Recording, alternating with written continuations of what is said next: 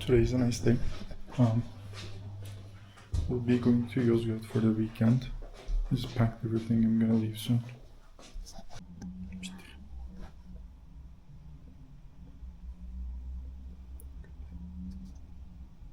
What do you want to say? Do you want to say anything?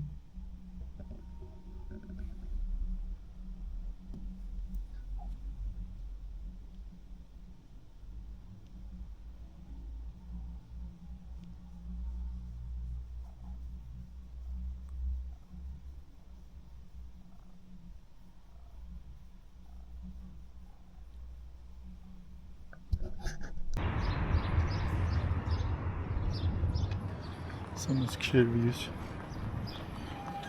I plan on doing a video here too, like walking around the city. But I'm waiting for the trees to blossom and the weather to get a bit warmer. It's an amazing city.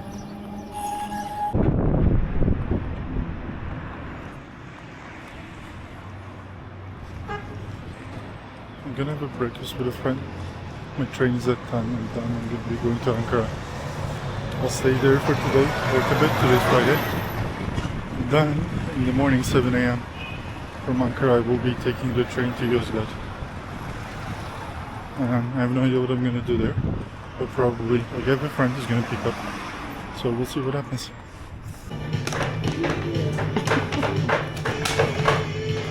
O zaten bendeydi.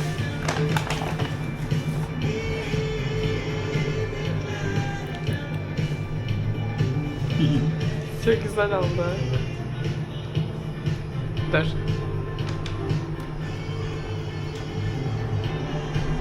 Teşekkürler. Rica ederiz. Annenin Instagram'ını falan koyalım mı?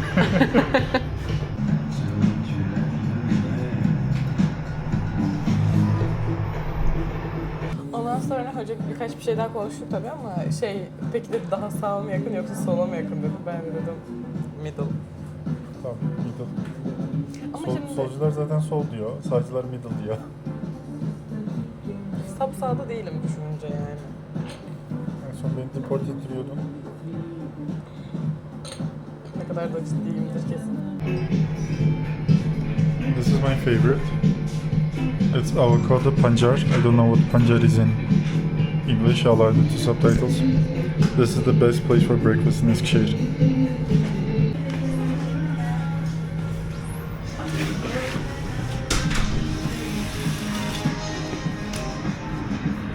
So we just had the breakfast. This is Erkence, the best place in Eskisehir to have breakfast. And then we're gonna be going to the train station. It's over there. This is called Hatboyu, by the way. Again, I'll do a different video for Eskisehir. But if you're ever in Eskisehir, come here. Şimdi gündüz Ankara'ya, Yozgat. Niye Yozgat'a gidiyorsun? Gündüz neden Yozgat'a gidiyor? Why not? Doğru. Çok mantıklı. Evet. Ya, bir yere gitmem gerekiyor. Neden Yozgat olmasın? Yozgat'a gitmek için bir sebebe gerek yok çünkü zaten Tabii. Yozgat'a gitmek için bir sebep bulamazsın. Bulursun canım. Tamam. İlla ki vardır. Tamam. Bak boynuzlarım gözüküyor. Evet.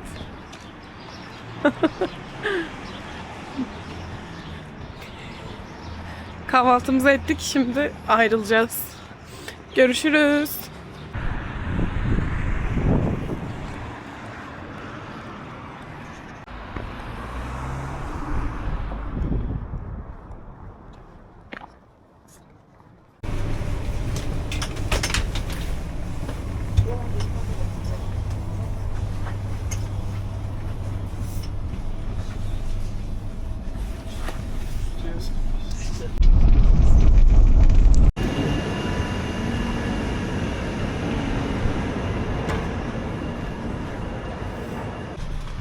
Came to Kızılay. This is a nice. Oh no, this isn't. Oh. I used to hang out here when I lived in Ankara. There's a nice cinema place where they show like festival movies and stuff. And over there somewhere there's a nice cafe. It's called Middle Earth. That's where I will be working today. This is the movie theater, or like cinema theater place. We're going to that cafe. So I got out of the cafe. I've been working, like it's 5 p.m. I was working all day. I'm going towards the hostel where I'm gonna stay. I'm a bit cold. The cafe was really, really cold. The drinks, the atmosphere, everything was nice. It was really cold. So I'm gonna check in the hostel, rest a bit, get a bit warm, and then go explore the city. This is Kocatepe, one of the biggest mosques in Turkey. I used to live in this neighborhood, like a few streets down there. It's a fun city.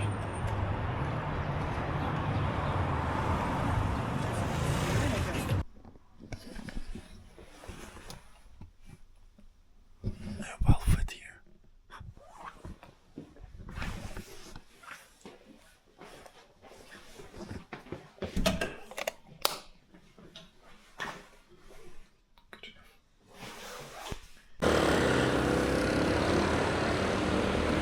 Got out of the hostel.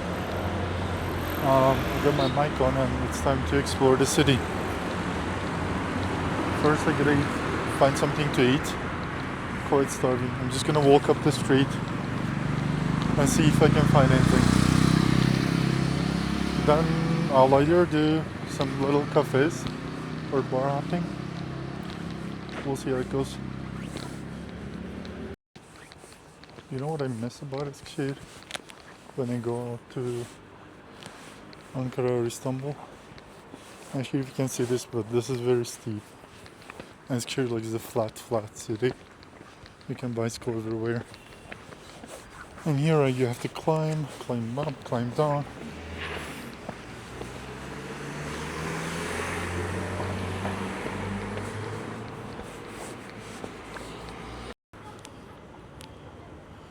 You wish there?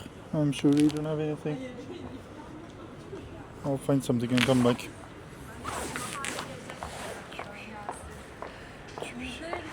Are you hungry? Are you hungry? I didn't do anything. You okay? Are you okay? I gotta go.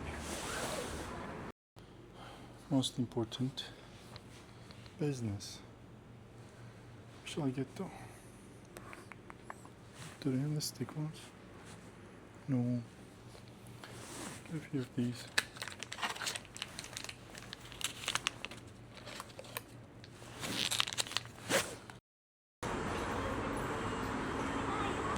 Walked all the way to Kulu Park. This is the Kulu Park. And this is a pishtak. How are you doing, pishtak?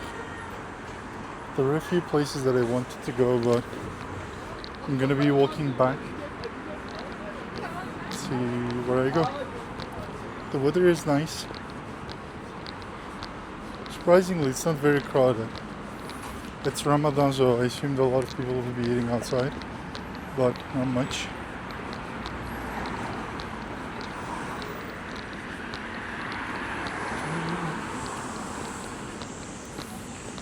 So I'll be walking back through the park. There may be some swans. I don't have any food for you. I only have cat food. Care to say anything? No comment.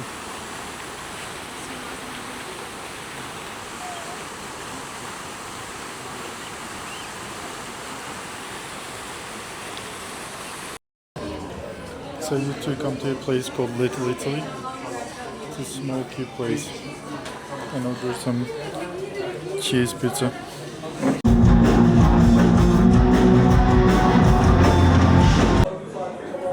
Came to a cafe after the pub. I only had one drink, but I don't know why that was too much. Most of the cafes are very crowded. I mean, the pubs, it's Friday.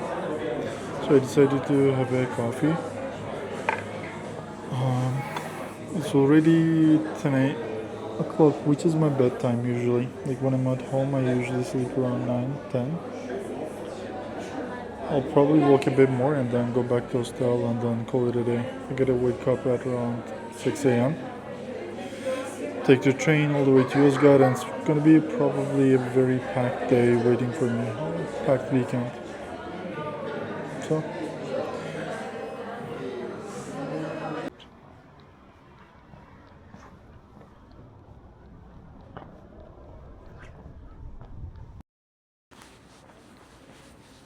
I'm back here.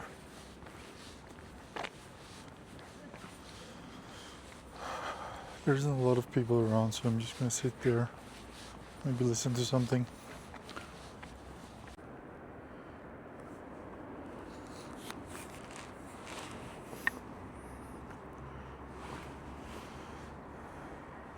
Cool, I'm using the selfie stick again.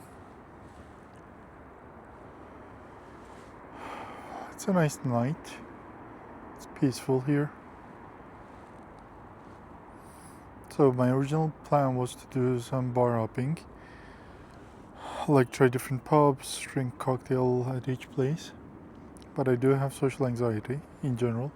I do not like traveling within cities. Usually I just backpack and like pass through the cities and camp in the wilderness in the mountains or like some outskirts of the city.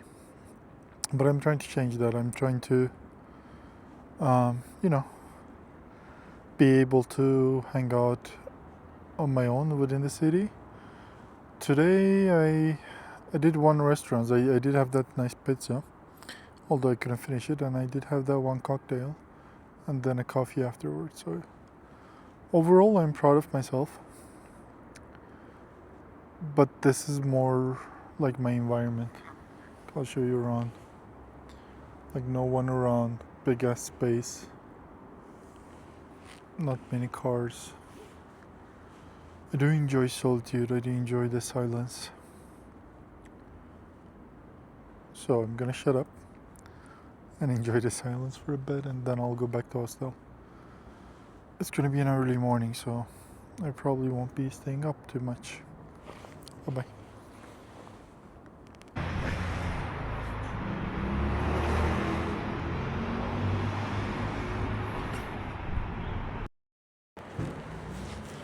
Back in the hostel.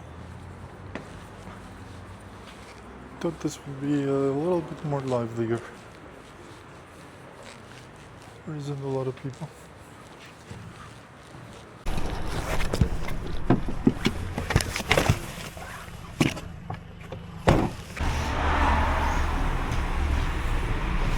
Back at the station.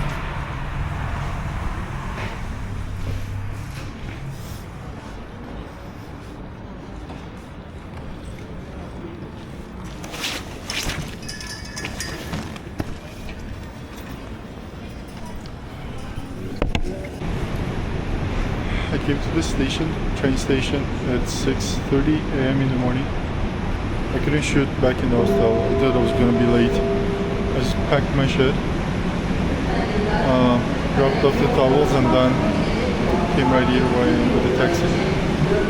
This is the train.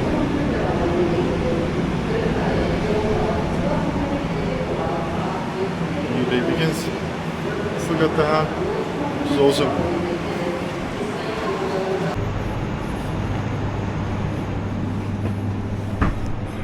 Train.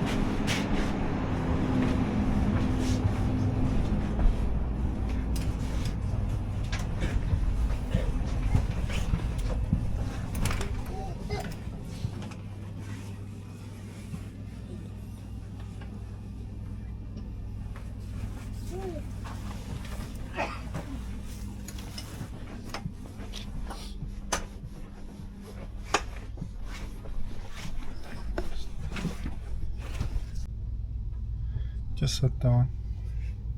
I also want to talk about the hostel. It was a decent one. I haven't been staying in a hostel for more than 2 years. I wanted to experience that. Unfortunately, I don't know why, but hostel culture in Turkey is not very prominent. Like, it's not widely available. Anyhow, it was a decent one. It was pretty cheap. I paid like 700 TL, which is like 15 bucks. Yeah. It wasn't very lively. I don't know if it's because of the season or anything like that. So I didn't spend a lot of time outside. Dinlediğiniz için teşekkür eder. İyi yolculuklar dileriz. Dear ladies, gentlemen and children, high-speed train which goes to Sivas.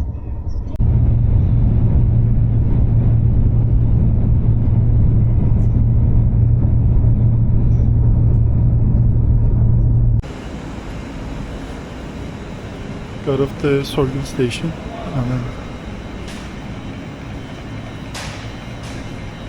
yeah, hopefully my friend is gonna be picking me up right away. Zaten duruyor.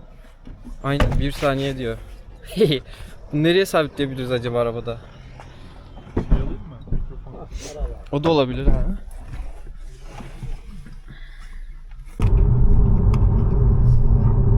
Anlatın Yozgat'ı. Yozgat'ın nesi meşhur? Yozgat'ta bilmiyorum ya. Kültürel olarak bence çok etkilenmiş bir şehir.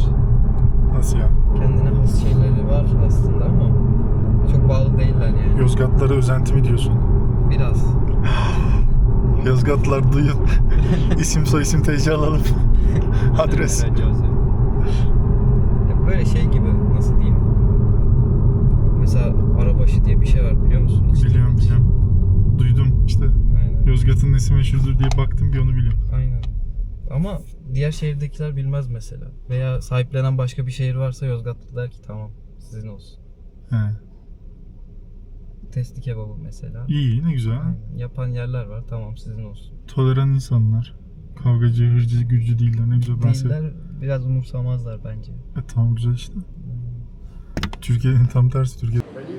Ve buradaki kapılardaki şeyler de zaten orijinali değilmiş. Orijinali Almanya'daymış. Abo, çalmışlar mı? Çalmışlar, öyle bir spoiler verelim buradan izleyicilerimize. Almanya'daki yetkililere sesleniyoruz. Kapılarımızı geri verin. Aynen öyle. Gelip Osman buradan Kayası var. gidiyorlar işte abi. Bu konu hakkında ne düşünüyorsun? Sahip çıksaydınız. Nasıl çıkacaksın ki? Kader midir peki coğrafya? Tabii ki de efendim. Değil mi? Yani mesela burada doğduğunu düşün, tamam mı? Kışla köyünde. Ya yine bir şey olur. Köylü milletin efendisidir. Karakterinden yine verdiği ölçüde. Mesela isyankar, sen bu köyde de olsan isyankarsındır. Naşima'da da olsan, Ankara'da da olsan, New York'ta da olsan. Sadece isyanının karşılığı ne kadar oluyorsa o değişiyor. Ama çaba muhabbeti de değişiyor değil mi? Mesela ben bu köyden çıkmak için çabaladım. Anlatın Yozgat'ın güzelliklerini. Yozgat'ımın... Evet, ikisi de bağlı. Yozgat'ımın suyuyla kurban. Buralar Mahmut işte, Bektaş. şurayı bak abi, full bir çek. Yozgat böyle. Yozgat Bozkırı'ndayız şu an. In the middle of nowhere. Clay bununla herhalde, hiç fikrim yok. Bunu da hayvanlar su içsin diye yapıyorlar genelde. Ya da Biz içemez miyiz burada şimdi? şey falan yapıyorlar. Halı falan yıkıyorlar önceden. Yok yok, hayvanlar içindir de. Biz içemez miyiz? İçilebilir, bu kaynak suyu bence de. Ama yine de dikkatli olmak lazım ya. Şurada Elimi yüzümü yıkar geçerim. buz burası biraz yukarı. Çok güzel ya, kuş sesi, sakin, sessiz. Gerçekten. Ama toprak çok yumuşak. Toprağı çünkü şey yapmışlar. Şum. Biz şum diyoruz, şumlamak. Ondan. Bayağı çamur olacağız ama buralar bile. Burada sen batma da ben batmam. Allah Allah. Arkadaşlar şişko muamelesi görüyorum. Çıkarmak zor olur biraz. Bana şişko diyorlar.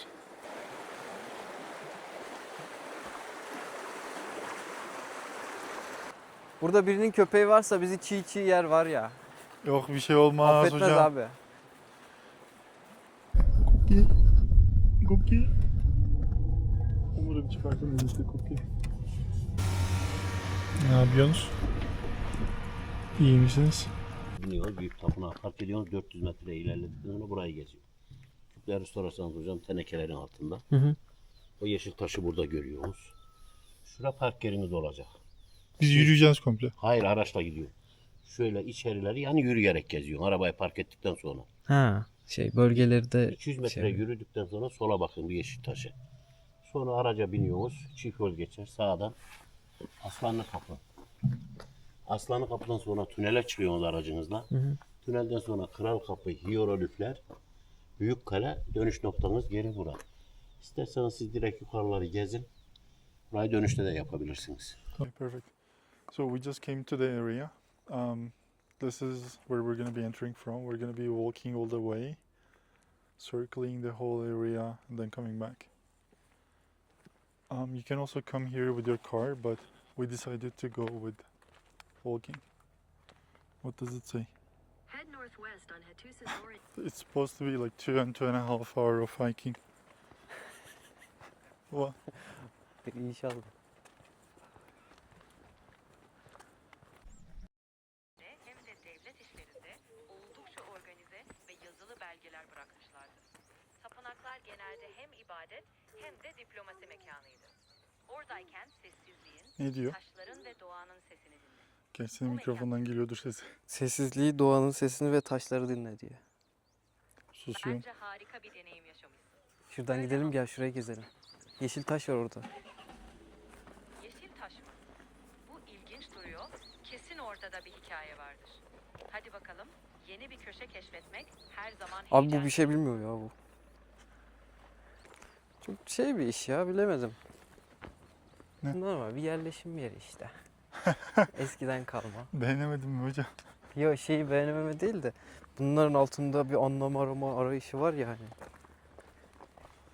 Bence anlamlama ya. Ya anlamlı. Ya şöyle anlamlı. Şu anlamlı, şuna mesela 2000 yıl önce yapmış adam, biz basıyoruz. Okey. Evet. Ama şeyi garip geliyor bana. Bunu nasıl bir mühendislikle yaptın yok. falan. Onlar garip ya. Ya Benim işte için 2 tane anlamı var. Bir, yonttu, vurdu, kırdı, yaptı işte. 2000 Vay. senedir durması Hı hı. önemli bir şey. 2, 2000 sene önceki insanların da hayatlarını gözlemleyebiliyorsun. Şu an sen Hititli bir satıcısın mesela. Aynen, mesela bak şurada şeyi var, dükkanı var. Hocam ne satıyorsun? Burada mesela tesbih satıyormuş değil mi? Tesbih mi satıyorsun? Hala din tüccarlığı ya. En çok o gidiyor, ne yapalım hocam? Bu sokak We are the people. Burada at arabaları geçiyormuş eskiden. olabilir. Elini böyle atmazsa buranın bir anlamı olmaz. Ben şöyle gidip geleceğim. Ben de şunu bir okuyacağım.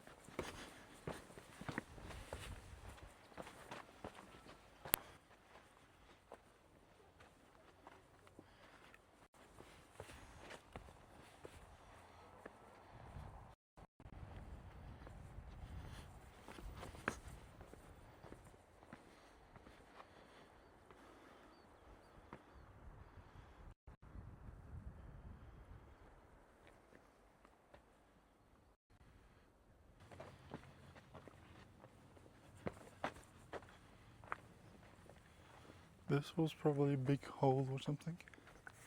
I'll go read.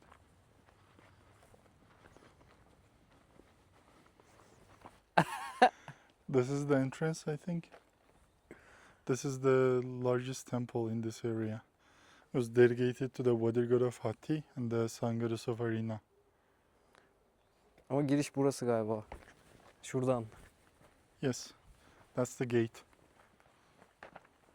Burası da farklı bir şey mi?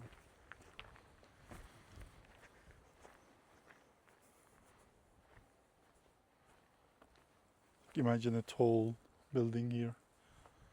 This says that they reconstructed that wall according to the original designs and stuff. But it used to be like 6 kilometers long, so across the whole area, it was a walled city. And they used the same ancient techniques.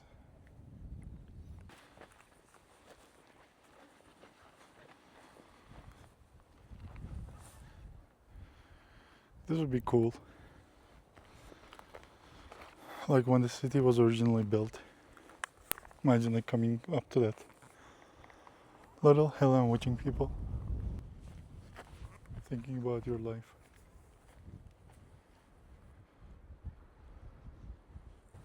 It would have been cool. So instead I climbed that hill. And I'm watching the ruins. There isn't a lot of people around. Just some tourists. So we're over there, that's the main temple. And then these were merchant stalls.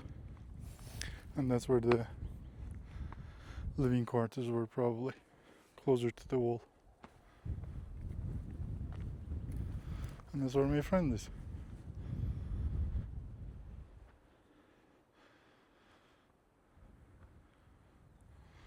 And they still live like right next to the ruins. Yani Buraya haraç koymak için kapatmışlar zamanında. Sonradan açmayı unutmuşlar. şu alttan yer var. Bakalım mı? Sen çıkabilir misin oradan? Ayıp ediyorsun, o kadar yaşlanmadım. Hadi bakalım.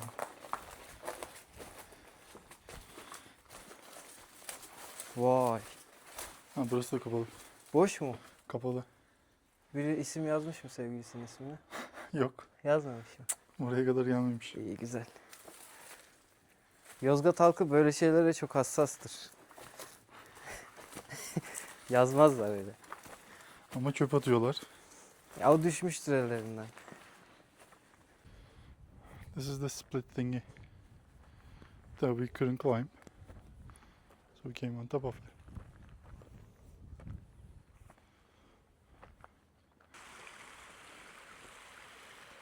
We're going all the way up to that flag place. So two things. First, deciding to walk was not a great idea. This is like the first attraction after that main thing. And we've been walking almost half an hour or 40 minutes. And we like climbed up a quite hill. But this is worth it. So this used to be one of the main gates into the main area. Like people would come over there. So this is the Lions Gate. The left one has been reconstructed. The right one is the original piece.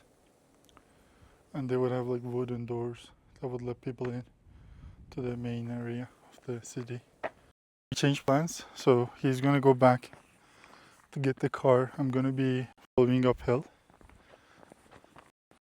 And he'll catch me whenever he catches me.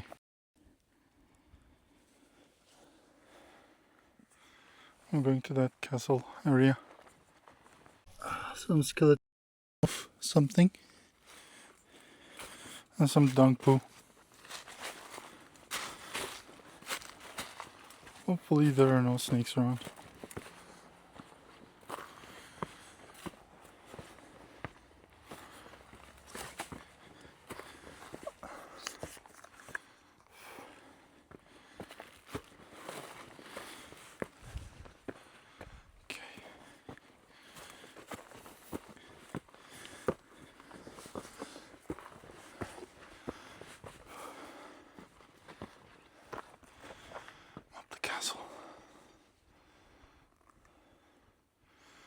That's where my friend is. Probably cannot see him.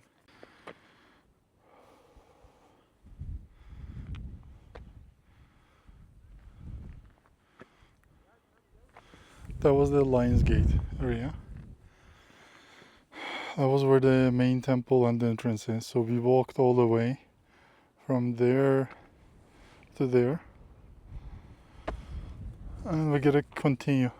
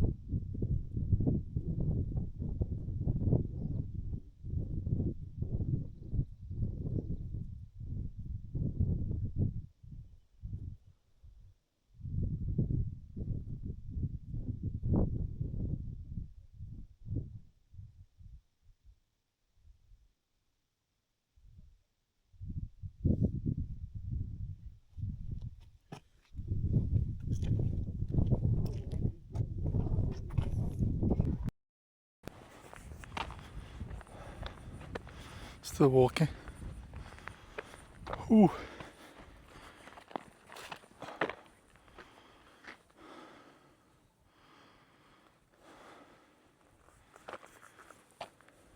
Dümdüz.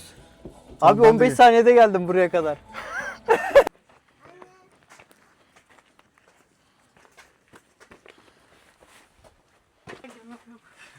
Biz dışarıdan bakalım. Bunu da kaydan millet ortada değil. So this is a tunnel they made. They first made the tunnel and then laid the groundwork after it, like on top of it. It is not, like, according to the writing, it's not functional that much, but a representative.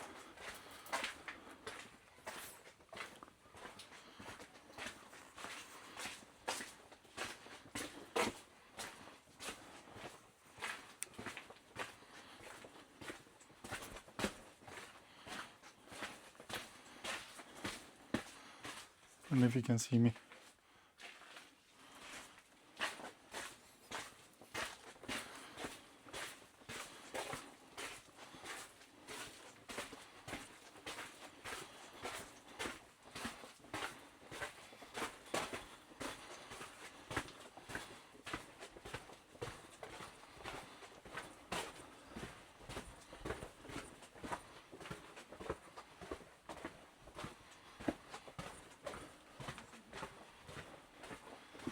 And this is the Sphinx Gate.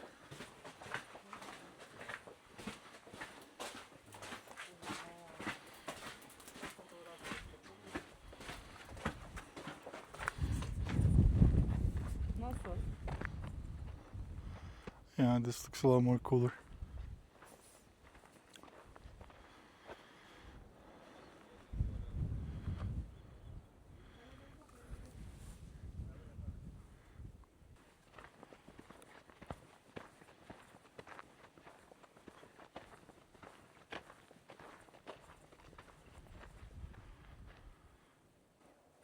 There's a house hidden behind the rocks. Might be private property, so I don't want to disturb them, but it's cool as. I'm gonna be going back.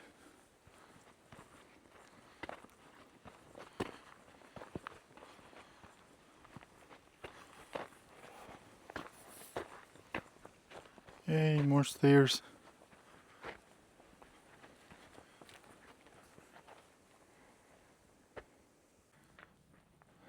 So this is the Sphinx Gate.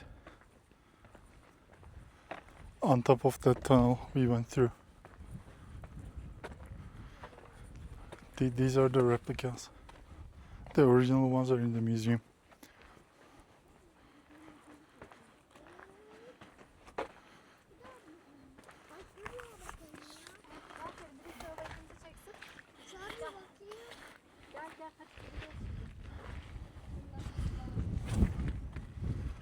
Look at their eyes.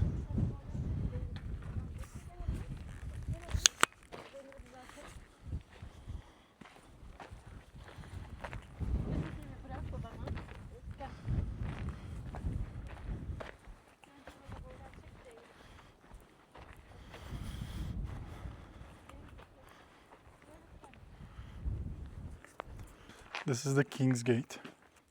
So far we've been to the 3 gates. The Lion's Gate, the first one.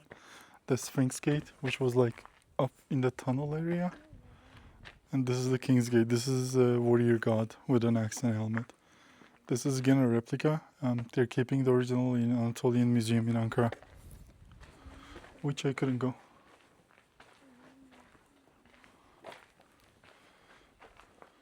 They would have wooden doors that would let people in towards the city.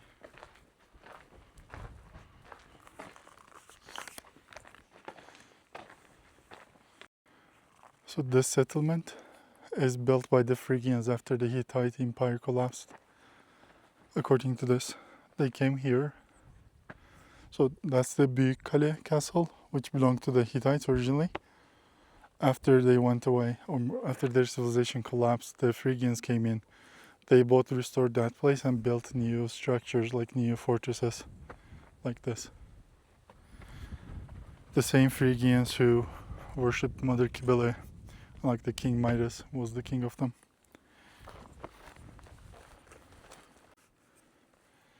This is the only protected space.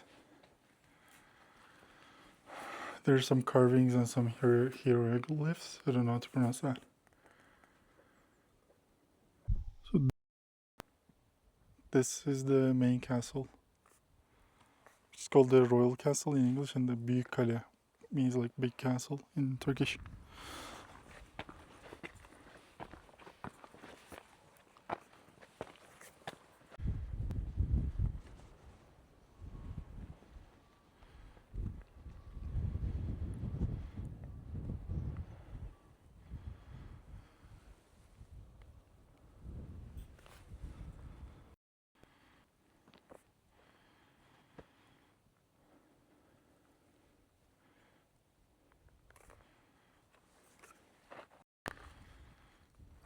So they would have rooms like this. The whole castle area is probably like buried under. They need to excavate it. But yeah, this was the main castle area, which was renovated and used by a lot of different civilizations. So it didn't only belong to the Hittites. They kept renovating it and reusing the same area for fortifications.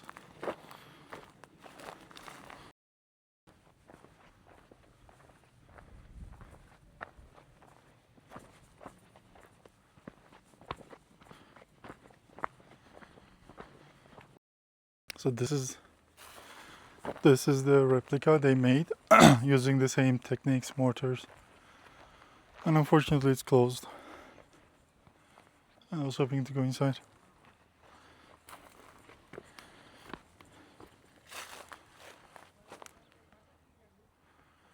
It's the whole wall and the like castle parts that I showed.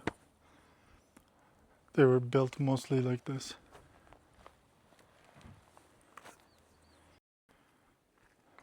Came to a nearby site. This is also called Basilica, which means written rock. The same thing I visited in Eskisehir for the King Midas Mount. This is the Basilica in Yozgat.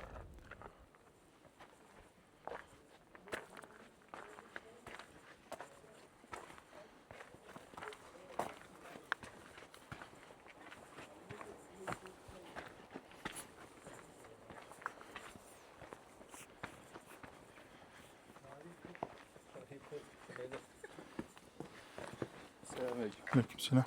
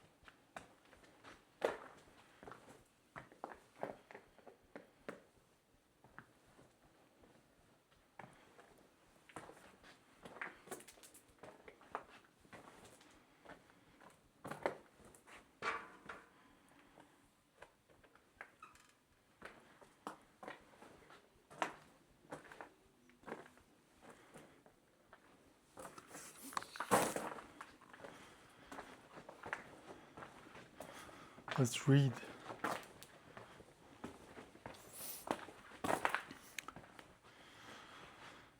I'll just read the whole thing. Accessible through a narrow passage, this chamber was probably a memorial chapel for Tudhaliya IV, established by his son Suppiluliuma II at the end of 13th century before Christ.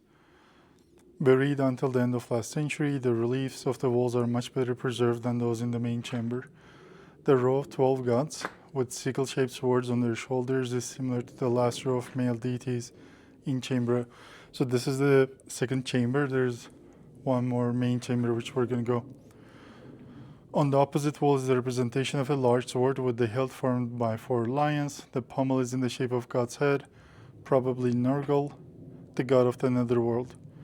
To the left of this relief, a cartouche with the name of Tudhaliya IV is visible, and on the right side, the same king is shown in the embrace of the god Saruma, son of the storm god Tesup.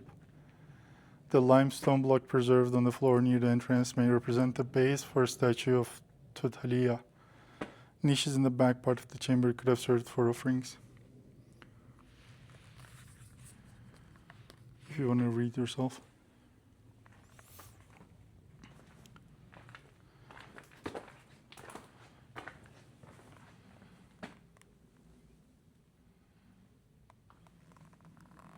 So,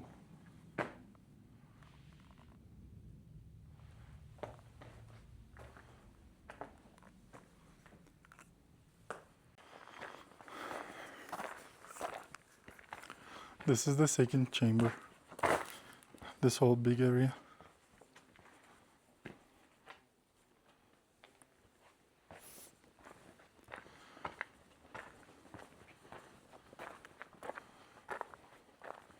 So the same carvings are over there, but they're not very visible because the other side was buried.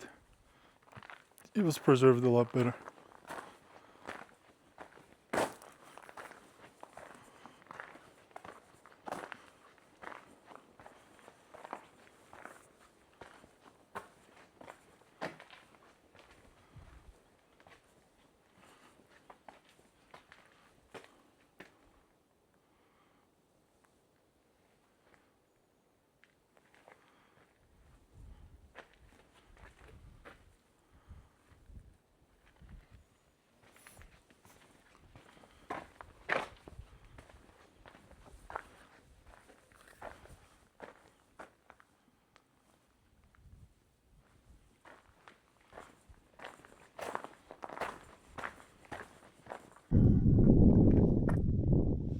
I'll read this one too. Yeah, the largest non-Hittite rock sanctuary. It may have served as a place for the celebration of arrival of New Year each spring.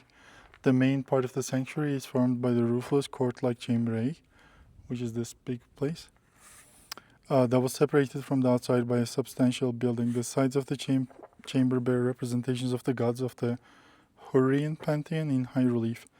The deities are aligned in two rows, perhaps in procession, with females on the right side and males with two exceptions on the left. The name of each deity is given in Luwian hieroglyphs above its projecting hand. These two rows are directed towards the main scene on the back wall where the storm god Tesup and the sun goddess Sepat meet. The largest relief in the chamber, however, is on the wall opposite of the main scene and depicts Tudhaliya, the fourth great king of Hattusa. It was during his reign in the late 13th century BC that the complex was given its present form. So the big one was the king. I think his son was the last Hittite emperor or king. Again, I don't know a lot. I didn't do my research. But yeah, it's interesting to just wander around these ruins. Like Turkey is full of them, and I mean full. And there are like so many other undiscovered places.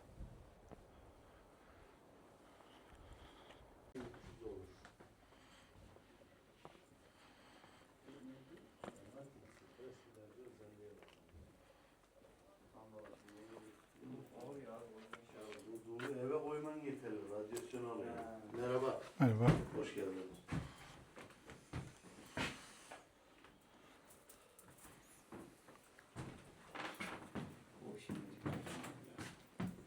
Şurada bayanlara bak. Bu nadir çıkıyor. Keşke bunun ocağını bulsak. Bura EH olur. Boyun ağrısına iyi geliyor şu taş. Anneler anneye düşünürsen.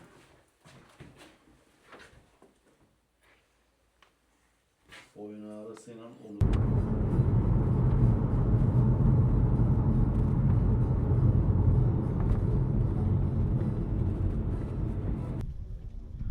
Look at all the cats.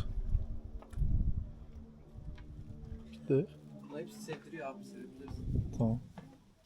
Şu özellikle Tamam. var ya, Gel gel.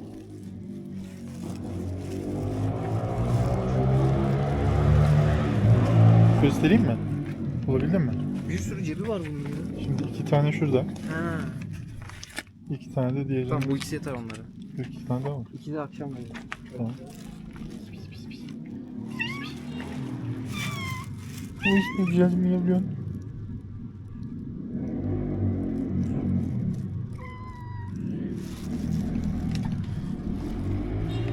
Hello.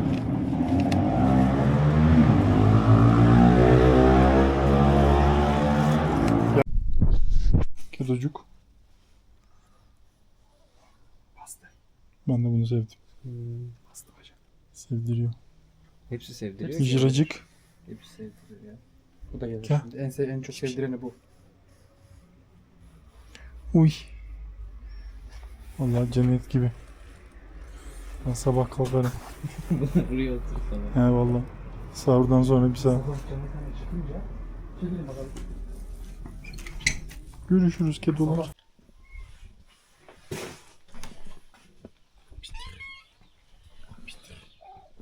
Good morning. Good morning.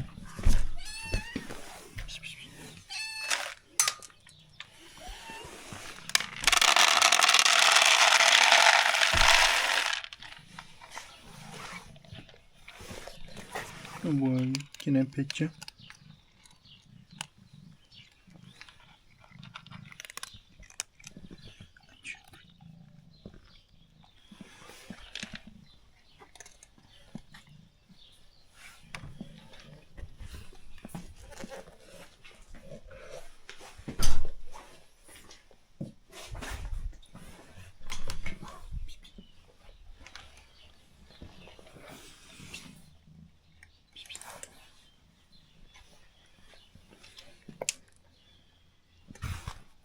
I'm not sure you're supposed to go there.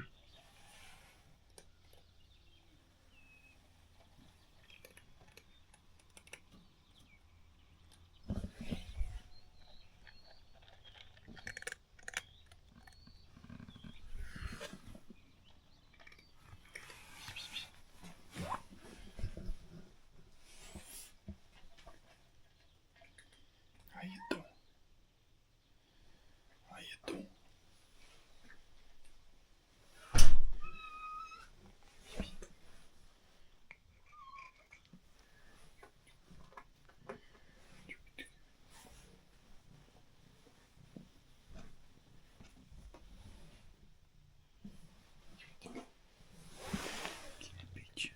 Uy. Uy.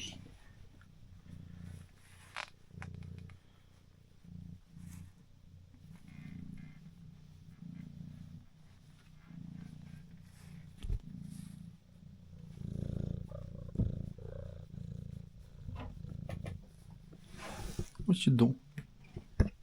Come here.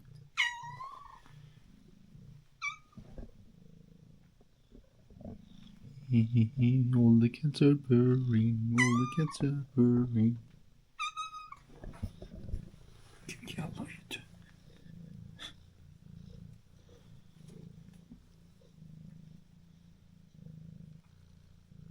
Oh.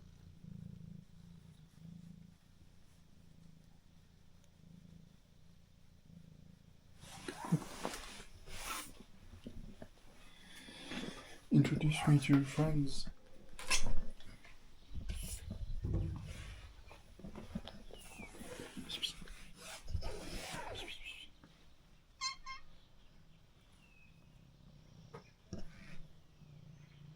Call your friends.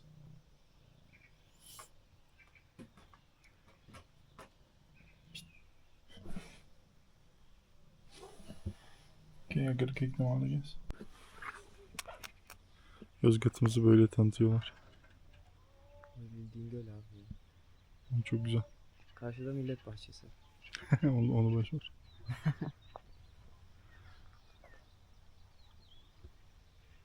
Adı Mükremin göleti. Kim oldu? Hello.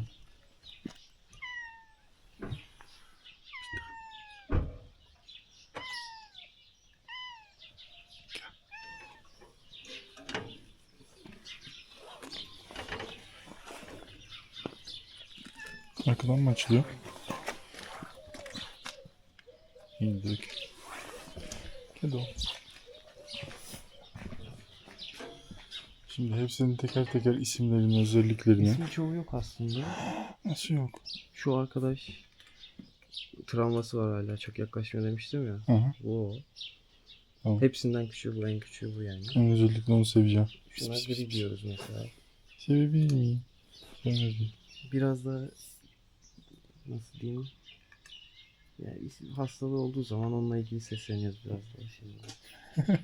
Ne yapıyorsun sakat falan. İşte hapşuruklu. Bu da aynı şekilde kısır bu. Şu erkek, bu dişi.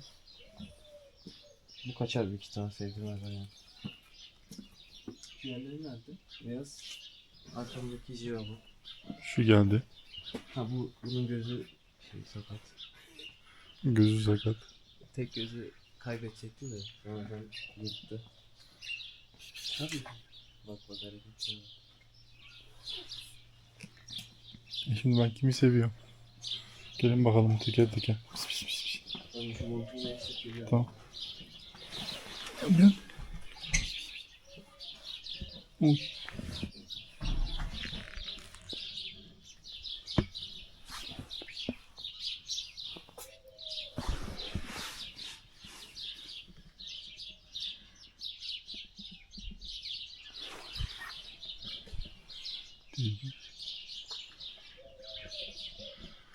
Merhaba efendim, siz izleyebilir miyiz?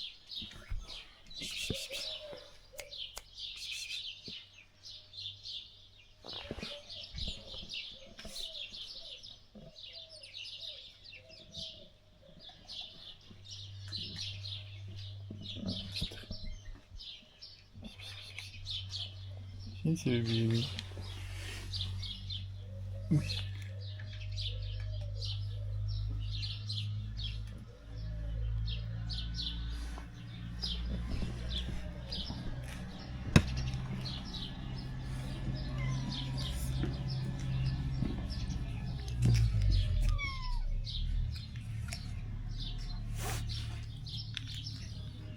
Bizim yanımıza alalım da gideceğiz orada. Tamam. Bunlar çok şeyler alıyor. Bunları vermeyin mi? Bir tane verelim yine de ya. En çok kimi seviyorsan ver. Nerede?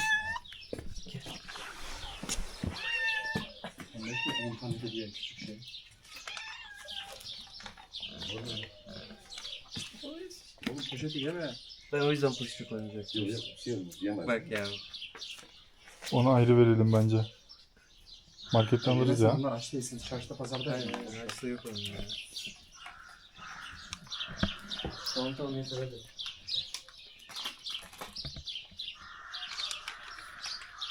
Şey neredeydi? Çıtır. Onu hiç görmedim. Kim?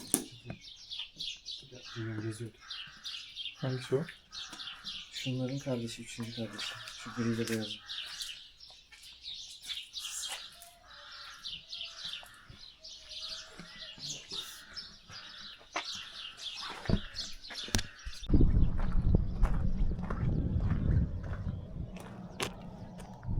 Evet, niye durduk? Anlatın bakalım.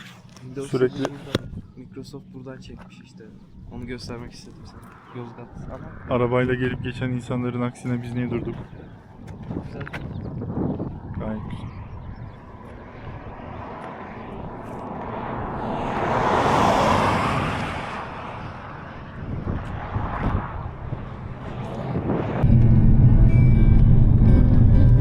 Ondan sonracığıma bir kere Roma kralının kızını şey yapmış, iyileştirmiş o sular.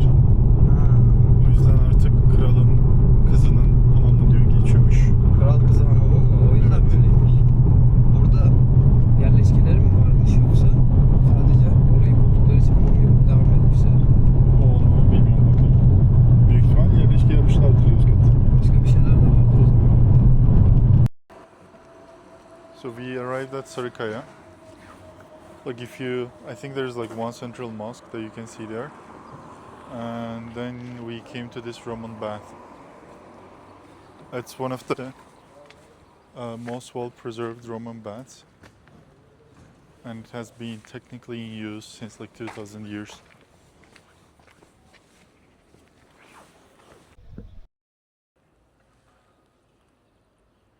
The water is still warm and thermal. I'm not sure if it is in use by like people, locals here.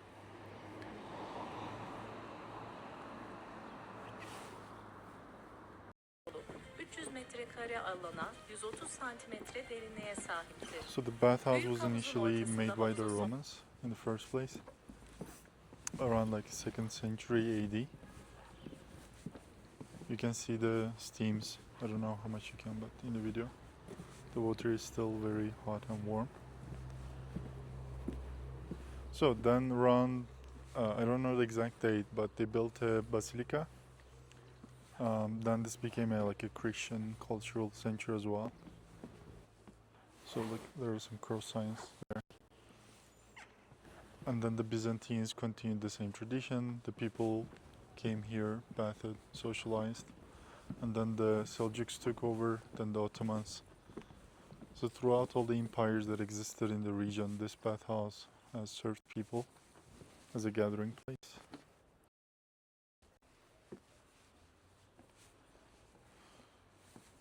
I wish I would still be able to use this.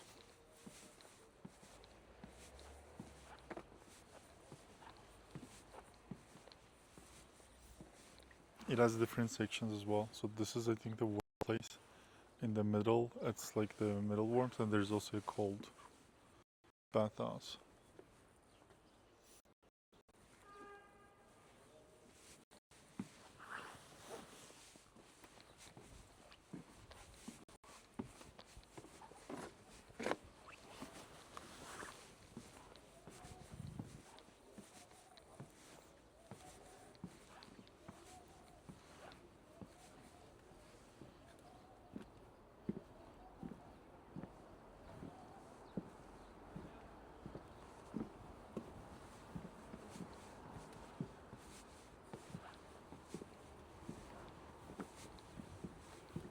Su sıcak cidden. Buhar Evet. çıkıyor baksana. Buhar çıkıyor ama havuza girmek tehlikeli ve yasakmış. Şurada ne var? Yine küçük bir havuz. Umsu bir şey. 1, 2, 3. Bir de burada var. Şu tarafta ne var onu anlamadım. Gidelim Baksana. bakak. Alet falan koymuşlar. Burası şey işte büyük ihtimal. Basilica. Ha evet. Büyük ihtimal. Evet evet.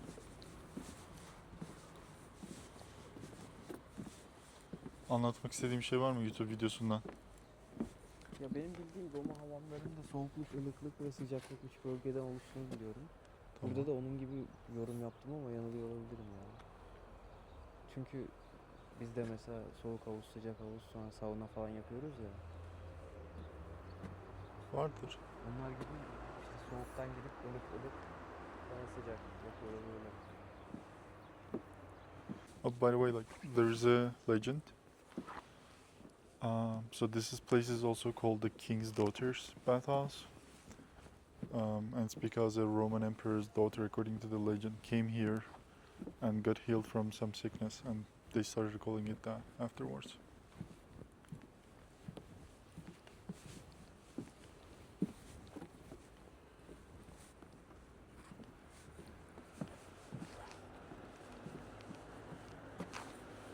So I'm assuming that area was the Basilica. I don't think we're allowed to go there.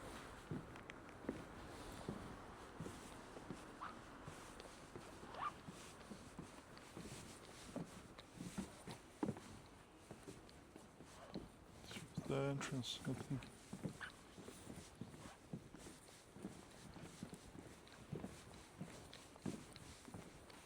Burada bilet satış ofisi.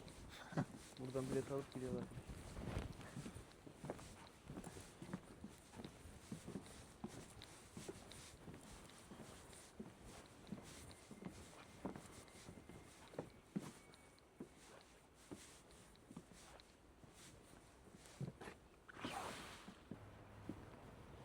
You can still see the steam rising. It's not much because the water isn't very cold, but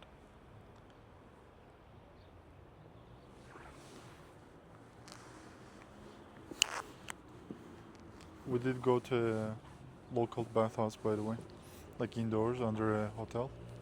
I was gonna shoot some videos, but it was a bit crowded. It was very warm as well. Bura başlangıcı Yozgat Çarşısı. İleride bir tane Yozgat Lisesi var. O bayağı eski. Bu savaşı zamanında falan mezun vermemiş diyorlar ama bilmiyorum, emin değilim. Sivas Lisesi gibi düşünebilirsin. İçeride müze mantığı var da alıyorlar mı bilmiyorum. Orayı. Çamlık dediğin orası mı peki? Yok, burası çarşı tarafı. Çamlık neresi? Hatta yine arabayla geçeceğiz. Çıkmamız gereken bir dağ var yani. Şimdi bir Yozgat Lisesi'nin önünden geçeriz. Orada bir çekersin. İleride saat kulesi var. Oraya bir bakarız. Tamam. Araba çarpmadan. Gel. Başka da ne var? Aşağıda Yozgat Müzesi var galiba. Açık mı bilmiyorum. İnşallah açıktır. Oraya bakarız. Şurası tatlı bir yere benziyor.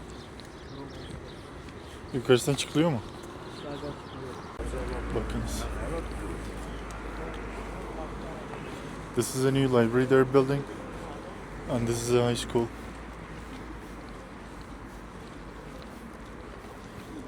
It's from 1895.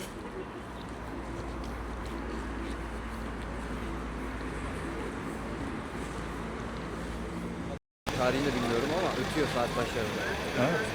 Her saat başında ötüyor. Hristiyan mısınız siz? Af buyur da. Olabilir. Buyurunuz.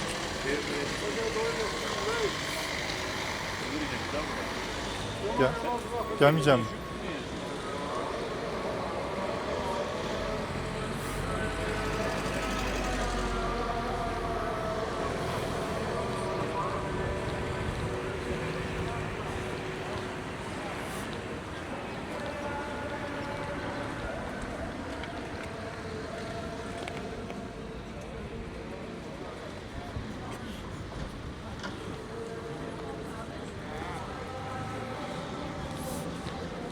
İçinde bir şey var ama. Şimdi saat bekletmesi vardı işte.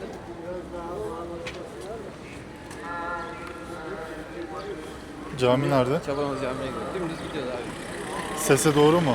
Aynen öyle. Hiç öyle detay düşünmemiş Yozgatlılar. Ne güzel. Dümdüz yapalım olsun işte. Çok güzel.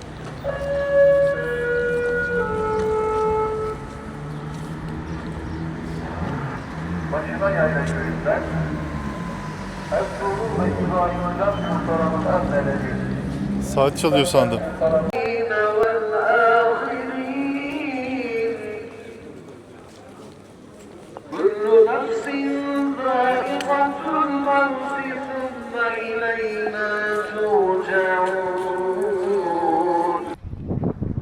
Capanoglu Camii.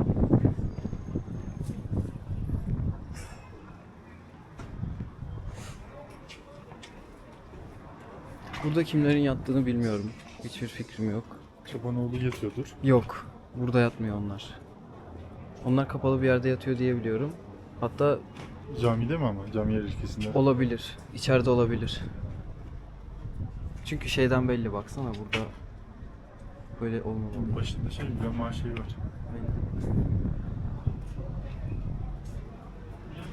Şurada bir şey taşı var.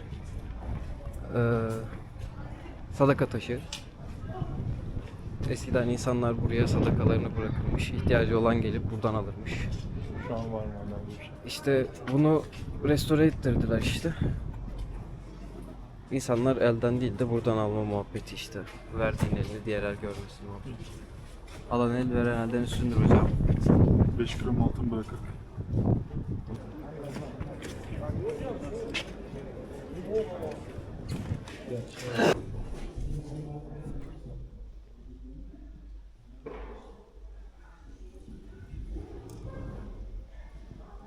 Burası ilk kısım işte.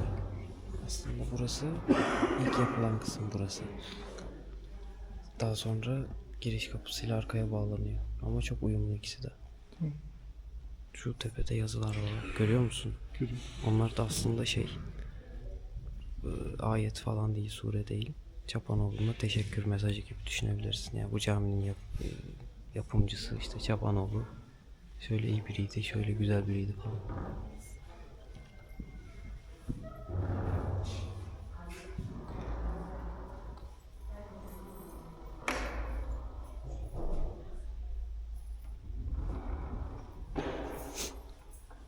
Aynen, sakallı şerif var burada bak.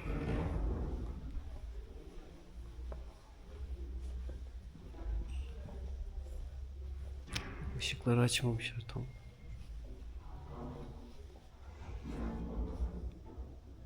Şu an kapalı. Bu an aynen ikinizden sonra gösterdiklerini söylüyorlar da.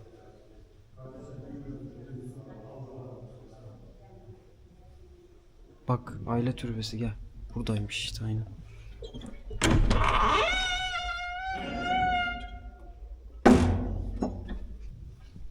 Işık var mı? Var. Aynen.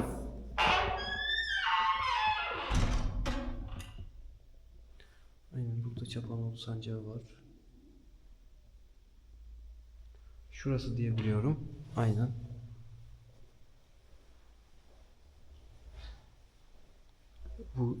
Bu ikisi bizim için önemli. Neden? Bu dedeleri galiba. Bu Mustafa oğlu. Bey. Bu oğlu. Hatta baksana mezar taşından da belli.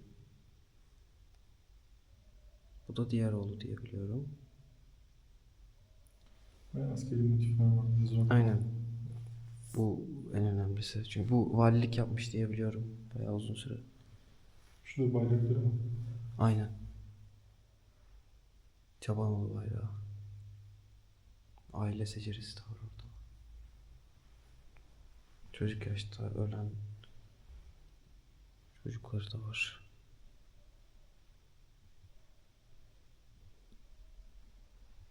Bak, Ahmet Paşa ile başlıyor. Süleyman Bey, Mustafa Bey, oğulları. Burada da aynen Ahmet Paşa babaları en sağdaki. Süleyman Bey burada yok. Süleyman Bey idam ediliyor diye biliyorum zaten. Burada da şimdi mezarının başında sallıyoruz ama Sence ben bir şey demiyorum. belki haklıdır yani, bilmiyorum. Ama idam edildiğini biliyorum. Neden? Çok güç sahibi biriymiş. Hatta bu işin altında bir Çapanoğlu çıkar falan muhabbeti var ya. O da o zaman gerçekmiş. Yani diyebiliriz. İbrahim Bey. Fesli. Ziya Bey'in ayak ucu. Ama en önemlisi oradaki o şey. Diyebiliriz. Burası da böyle hocam.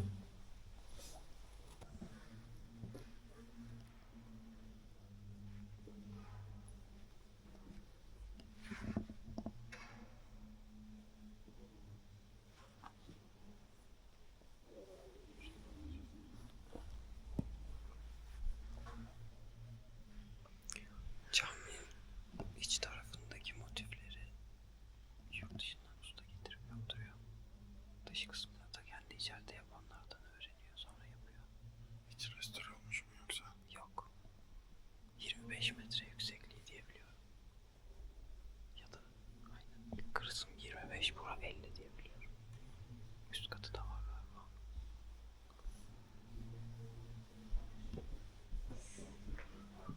Üst kat vardı.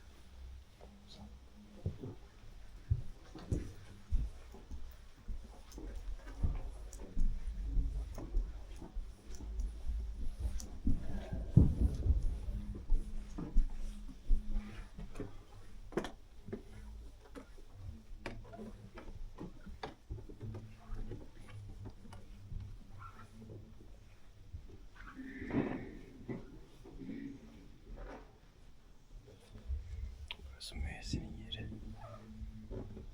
Minber aynen.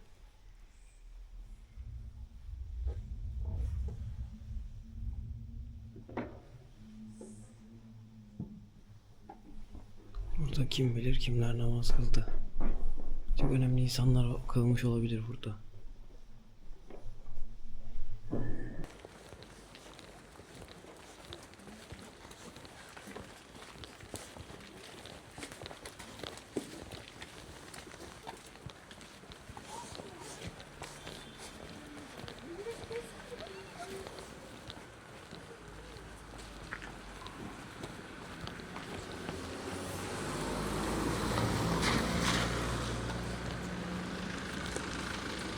Kapalı burası.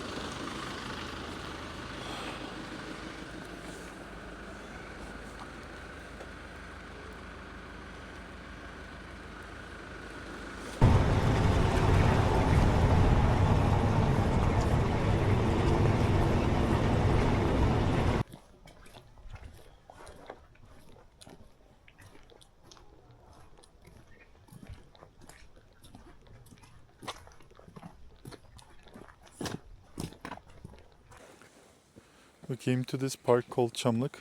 I think it is the first national park of Turkey. It's very serene. There is a small lake and a little walk path that you can just walk around it, which is what we're going to be doing. It's like 5-10 minutes from the Yozgat city center. It's up in the mountains.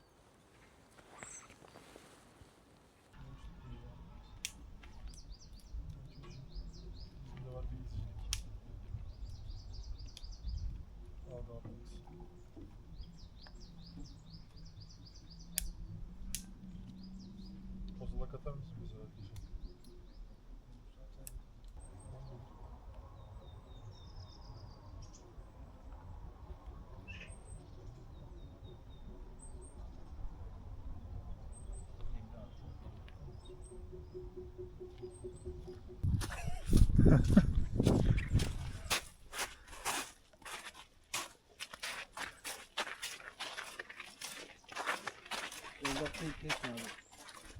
Zaten geçemezsin de. Ya size bir taş atamadınız mı ya? Belediye. Evet arkadaşlar, gördüğünüz gibi yine belediyeyi kötülüyor. Bence çok doğal, çok natürel.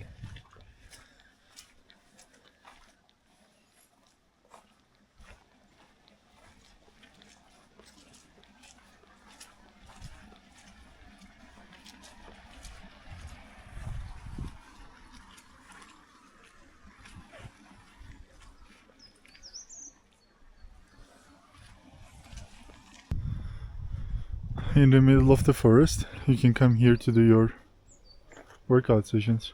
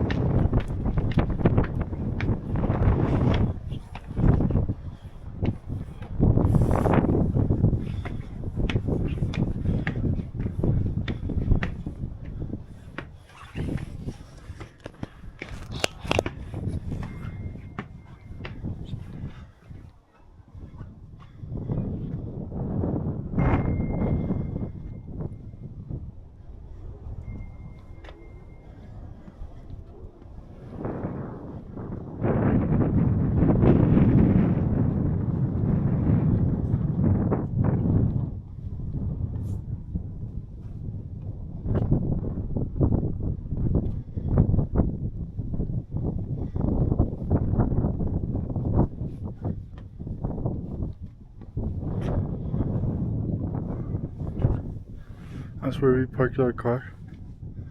Walk around the lake a bit and then climb this watchtower.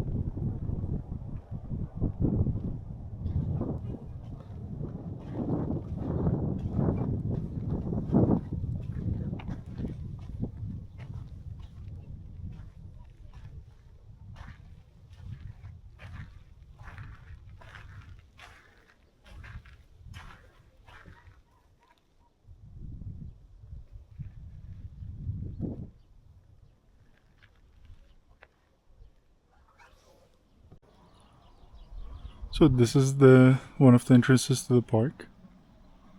the road continues all the way. Initially we continue with the road, but it just goes to a few places like restaurants, hotel and stuff up there, and then it exits the park. We came back to the like 30-minute very small hike. That's the watchtower. Like circled the lake and then came back here. I highly recommend this place. It's very quiet. Like we didn't see anyone except us in the trail. It's a very pretty lake. There are some nice birds.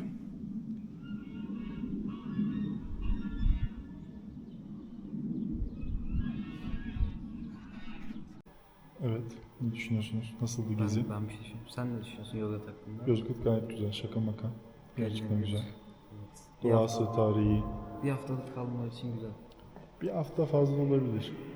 2-3 gün ama böyle 3 gün falan Bir tadı hafta doya da doya. fazla, evet. Bir hafta fazla olur. Bir hafta yan şehirlere falan geçersin. Bence okey. Tekrar bekliyorum seni. Ben bekliyorum artık. Sen Bir sen de gel, bir ben geleyim, öyle yapalım. Gidemediğimiz bir yer kalmadı artık bitti ama yine de aynı yerlere gideriz. Oğlum bu sefer araştırıp gideriz böyle cahil cahil. Taş maş baktık.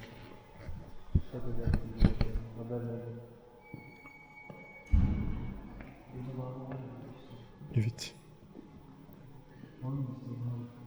Benim yok, sizin var mı? Ben gidiyorum yavaştan. O zaman size iyi iftarlar. Teşekkür ederim. Ailenize bol bol teşekkürler. Onların da sana çok teşekkür ediyor. Waiting for my train. I'm at Sorgun, where my friend dropped me at, and the train is late for a couple of minutes, like for 25 minutes. I'm gonna wait at Ankara for an hour if I don't delay too much, and then I'm gonna be taking a different kind of train, not the speed train. So I'm gonna be back home pretty late, like in around 2 a.m. hopefully. I'm a bit tired, but it was all worth it. It was really nice trip. All the history, the nature and everything. So I'm happy about coming here. So I really like train stations, bus stations. Not so much airports, but places like this where it's a bit desolate. Like you're just bumping into different people who are going into all kinds of directions at 1 a.m. in the morning, and you share that brief moment of travel. I don't know, like just look at this. It has so much serenity to it. So yeah, I feel at home when I'm on a train station or a bus station and I'm going somewhere, because that way you feel detached from the whole world, and like you don't need anything, you don't want anything and all that kind of stuff. You are just on the road going to somewhere. Yeah, and just looking at this like lineup really made me feel that again. It's a nice evening. It's a nice weather. So see you back at Ankara. Train was supposed to leave at 18:50. It is 19:30. It's late more than 40 minutes. If it delays like another 20-30 minutes, I might miss my train.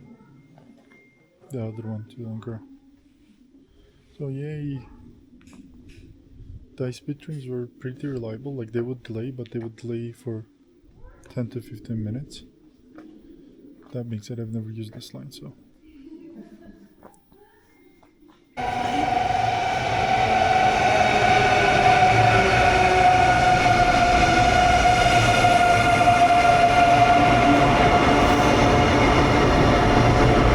My other train is leaving from the old train station. So from the top floor, you just pass towards there.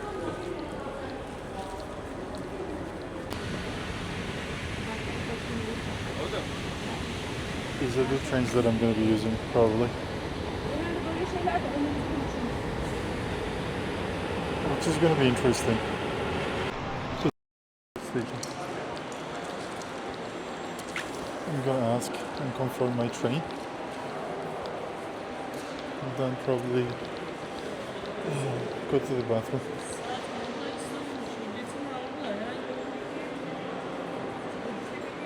Bekleyen mi bineceğiz? Okay,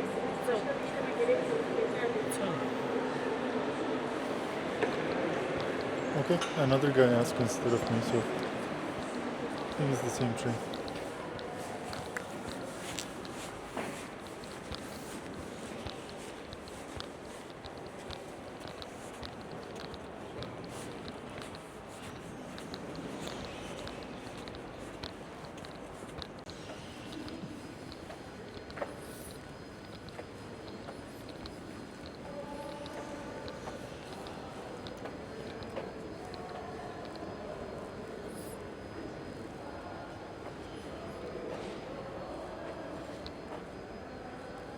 So this is the Doğu Expressy, like East Express. It starts from Ankara, goes all the way to Sivas and all these cities. It's a pretty touristic line. Not sure if I'll ever do it. It's a bit crowded and expensive.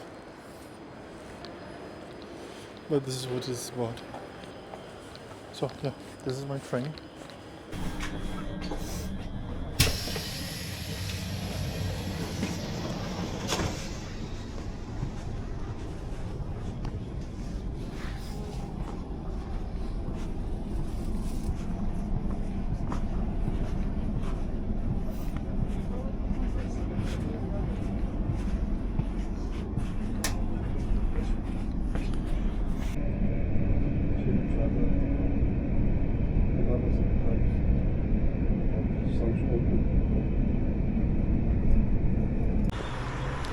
Back at Eskisehir. Gonna walk down like for 15 minutes and then just gonna hit the bed. I'm very tired. The weather is still nice. I'm glad I'm back at Eskisehir. So.